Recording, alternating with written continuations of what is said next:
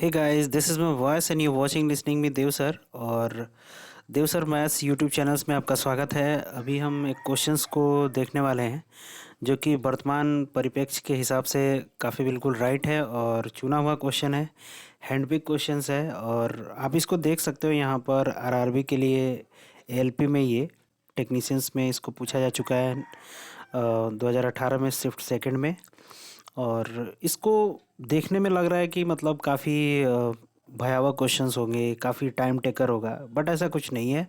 अगर आप इसके मेन पॉइंट्स को जान रहे होंगे तो आप आराम से आसानी से कर सकते हैं। मैं आपको बहुत ही छोटे तरीके से इसको सॉल्व करने के लिए मैं बता रहा हूँ, ध्यान से समझने की कोशिश करिएगा। इसमें आपको कुछ करना नहीं था। सबसे पहले आप देख लेंगे कि दो समय दिया हुआ है, इन दोनों का अंतर कर लेंगे माइनस। एक वर्ष आया, याद रखिएगा कि टाइमिंग आपके पास एक है। ये जो दिया हुआ है 7.5, ये रेट ऑफ इंटरेस्ट है, ये आपका आर हो जाएगा। 7.5 आपका आर हो जाएगा, दर हो गया। ये जो 375 दिया है ये ब्याज ही है 2 वर्षों के बीच का। आप इस ब्याज को ब्याज की तरह कंसिडर करेंगे क्योंकि 375 इसका एक ब्याज का रूप है। तो मेरे पास टाइमिंग है, रेट ऑफ इंटरेस्ट है 7.5 और 375 ब्याज है आपके पास। ठीक है, आपको निकालना था पी। ठीक है, पी का मान निकालना था। पी का मान निकालने के लिए, पी को निकालने के लिए आपको ज़्यादा कुछ नहीं करना है। एक सिंपल सा फार्मूला है, आप भी जानते होंगे, बचपन में आपने पढ़ा होगा। अभी मैं उसको लिख भी देता हूँ यहाँ पर, जो आपने छोटे क्लासेस में इसको देखा होगा। ठीक है, देखने के बाद मैं आपको क्लियर कर देता हूँ। आप इसमें अंतर ब्याज जो भी था, जिसको 375 बोलते हैं, आप इसको लिख सकते हैं।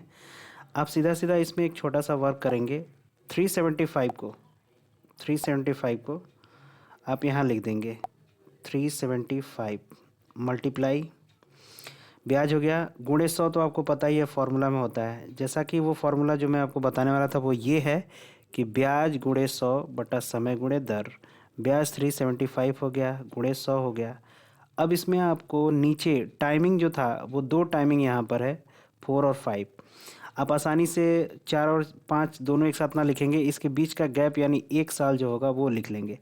और दर तो आपको दिया ही हुआ है 7.5 के रूप में, तो यहाँ पर 7.5 आप लिख लेंगे दर के रूप में 7.5। अब आपके पास जो कंप्लीट सेंस बचता है क्वेश्चंस के लिए वो इस तरीके का प्रारूप होगा जो मैं आपको बताने की कोशिश कर रहा हूँ। आप देखते जाएंगे, थोड़ा सा स्पेस कम है और कम ही स्पेस में करने को अगर आप सीखें तो बेहतर है, क्योंकि ज़्यादा स्पेस ना मिले, स्पेस के लिए आप पीछे ना भटकें, टाइम किलिंग होगी उससे। आप तुरंत वहीं छोटे से कोने में कर सकते हैं ताकि आपके पास टाइम का अभाव जो होगा वो ज़्यादा नहीं लगेगा। मैं एक जेन्युइन तरीके से बता दे रहा हूँ। 375 हो गया, 75, 375 आपने लिखा, 375 मल्टीप्लाई 100। ठीक है, ब्याज गुणे 100।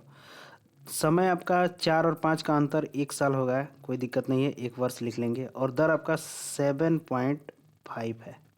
दोस्तों, अगर आपने इतना सेट तैयार कर लिया तो इसके बाद आपको कुछ नहीं करना है। 7.5 है ये, इसको आप सॉल्व कर लें डायरेक्टली, जो भी आएगा वही आपका आंसर होगा। मैं आपको सीधा सीधा बता दे रहा हूँ कि ये 75 जो है इसको काट देगा 5 बार में, और इसका डेसिमल का एक जीरो यहाँ अटैच हो जाएगा, ये हो जाएगा 1000 और ये 5 मिल करके हो जाएंगे 5000। आपके क्वेश्चंस का यही राइट आंसर है।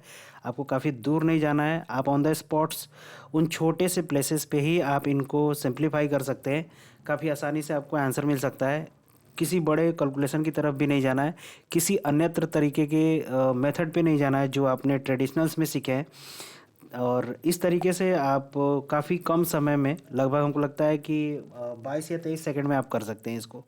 और रफ़ वर्क के लिए मुझे पता है कि आपके पास बहुत सारे एमेनिटीज़ वगैरह उपलब्ध होंगे, सुविधाएं होंगी आपके पास, बट मैं ये कहूँगा कि जहाँ छोटा सा प्लेस है वहीं आप करें, ज़्यादा टाइम टेकिंग से बचना है तो।